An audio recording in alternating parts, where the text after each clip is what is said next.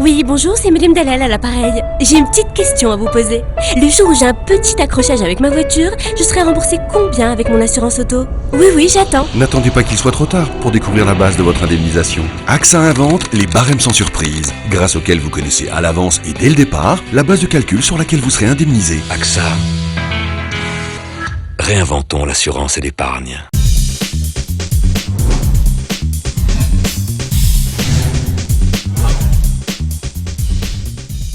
Bonjour et bienvenue dans ce journal de l'économie du mardi 9 avril sur Chouf TV. Qui sera véritablement touché et à quelle hauteur? Telle est la question qui agite tous les ministères et les milieux d'affaires depuis ce week-end où l'on a eu confirmation d'un décret prévoyant la suppression de quelques 15 milliards de dirhams inscrits dans la loi de finances 2013 dans la partie investissement public, soit un peu plus du quart du dit budget d'investissement. Si ces 15 milliards devaient être confirmés, la question est également posée de leur confirmation par le Parlement qui a voté la loi de finances. Un peu plus de la moitié, 52%, concernerait l'agriculture, la pêche, l'équipement, les transports, les mines et les charges communes. Les secteurs sociaux seraient, eux, également touchés avec 1,6 milliard de dirhams supprimés, principalement dans les ministères de la Santé et de l'Éducation nationale. Tous les pays, on le sait, tous les pays ou presque, sont aujourd'hui en recherche d'économies pour faire face à la crise et plus particulièrement à leur niveau d'endettement. Le Maroc a cru pouvoir y échapper et a différé les décisions à prendre pour faire face à la détérioration de ses comptes publics. Le gouvernement d'Abdelila Benkiran a fait le choix de trancher dans les dépenses en estimant que les crédits d'investissement inscrits dans les précédentes lois de finances et non encore engagés pourrait permettre de pallier ces coupes et de patienter jusqu'en 2014. C'est naturellement une option, mais elle fait débat tant il n'est pas sûr qu'elle soit très respectueuse des lois et règlements en vigueur. Beaucoup d'observateurs, mais aussi d'élus de l'opposition, mais aussi de la majorité, déplorent que les choix du gouvernement ne se soient, pour l'heure en tout cas, portés que sur les investissements. Beaucoup, à la lumière de ce qui se passe d'ailleurs en Europe, auraient préféré voir le gouvernement s'engager sur la voie des réductions de dépenses de fonctionnement. Car la véritable question est aujourd'hui de savoir quels seront les impacts à court et moyen terme sur l'économie nationale d'une telle purge dans le budget d'investissement. Impact économique, assurément, mais aussi impacts sociaux.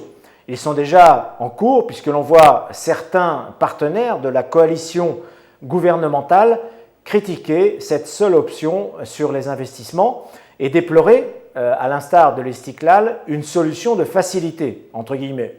En déplacement ces jours-ci au Kenya, Benkiran aura peut-être l'occasion de préciser à son retour devant le Parlement les raisons de son choix. Doha annonce un investissement de 132 millions de dirhams en Côte d'Ivoire.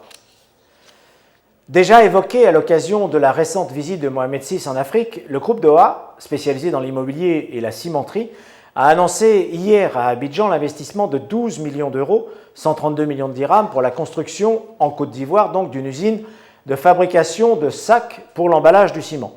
Dans une déclaration faite à la sortie de son audience avec le chef du gouvernement ivoirien, Daniel Kablan-Duncan, le président du groupe, Anas Sefrioui, a indiqué que l'expansion des activités de Doha en Côte d'Ivoire avait été au centre de cette rencontre. La nouvelle usine de fabrication de sacs pour l'emballage de ciment permettra de produire 120 millions de sacs, dont 10 millions destinés à la consommation intérieure et le reste à l'exportation. Rappelons que la première usine de ciment en construction en Côte d'Ivoire sera opérationnelle à partir du mois de juin prochain. Anas Sefrioui souhaite en effet voir doubler la production de 500 000 tonnes à 1 million de tonnes dès 2014. Il s'agit, rappelons-le, pour le groupe Doha, de construire notamment quelques 7 600 logements sociaux à disposition de la population ivoirienne. Le français Colas remporte un marché de 1,3 milliard de dirhams sur la future ligne TGV au Maroc. Colas Rail et Colas Rail Maroc, filiale du spécialiste français du BTP Colas, ont remporté en groupement avec Egis Rail le contrat de conception-construction de la LGV, la ligne à grande vitesse entre Tanger et Kénitra, à réaliser sur 185 km de voie double. Le montant total du contrat s'élève à 136 millions d'euros, 1,5 milliard de dirhams, dont 124 millions d'euros pour Colasrail et Colasrail Maroc. Les travaux de ce projet doivent se dérouler sur une durée de 42 mois pour une mise en service de la ligne TGV prévue au premier semestre 2016.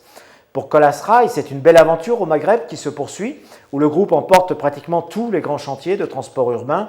Le contrat de la LGV au Maroc intervient en effet après le contrat d'extension du métro d'Alger, fin 2012, et celui du réseau ferroviaire rapide de Tunis au début de cette année. Colasrail est également intervenu, rappelons-le, sur les chantiers des tramways de Rabat et de Casablanca.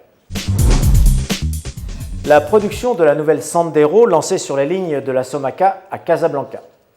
C'est très bientôt en effet que devrait démarrer à Casablanca la production de la nouvelle Sandero sur les lignes de la Somaca, dont le groupe Renault détient 80%, les 20% restants étant détenus par le groupe PSA. Sur les 4 véhicules les plus vendus au Maroc, la Kangoo, la Logan et la Sandero, 3 sont aujourd'hui produites à la Somaca. Cette dernière a ainsi produit un niveau record de 58 400 véhicules. S'agissant du site de Tanger, Renault prévoit de porter la cadence de production des Lodgi et des Docker à 100 000 véhicules par an dès le mois de septembre prochain.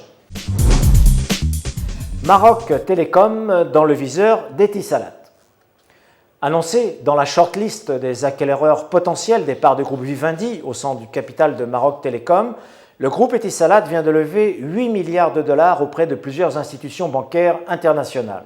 Cette somme, quelques 60 milliards de dirhams, constitue aujourd'hui un emprunt à terme qui devrait être transformé en cas de succès sur le rachat de Maroc Télécom en pré-relais, couvert par la suite par une émission obligataire. Un mardi dans le vert pour la bourse de Casablanca. Le Madex termine en hausse de 0,84% à 7 507 points et le Massi à plus 0,81% à 9 205 points. Parmi les valeurs à la hausse, on note la bonne performance du groupe Risma, en progression ce soir de 10% à 148 dirhams 50 et de Mediaco Maroc à plus 8,54% à 39 dirhams 40. Mauvaise journée en revanche pour 3 valeurs qui perdent chacune 6%, Nexans à 128 dirhams 50, Zelidja à 380 dirhams 25 et Oulmes qui clôture à 733 dirhams 40.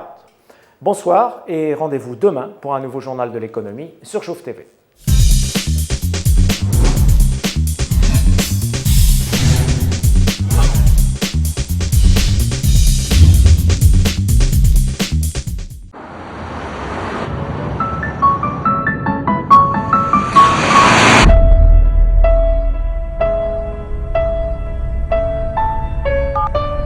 Oui, bonjour, c'est Madame Dalal à l'appareil. J'ai une petite question à vous poser.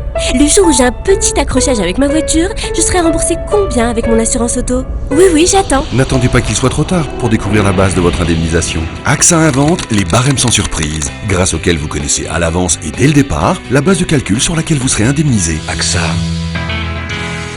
Réinventons l'assurance et l'épargne.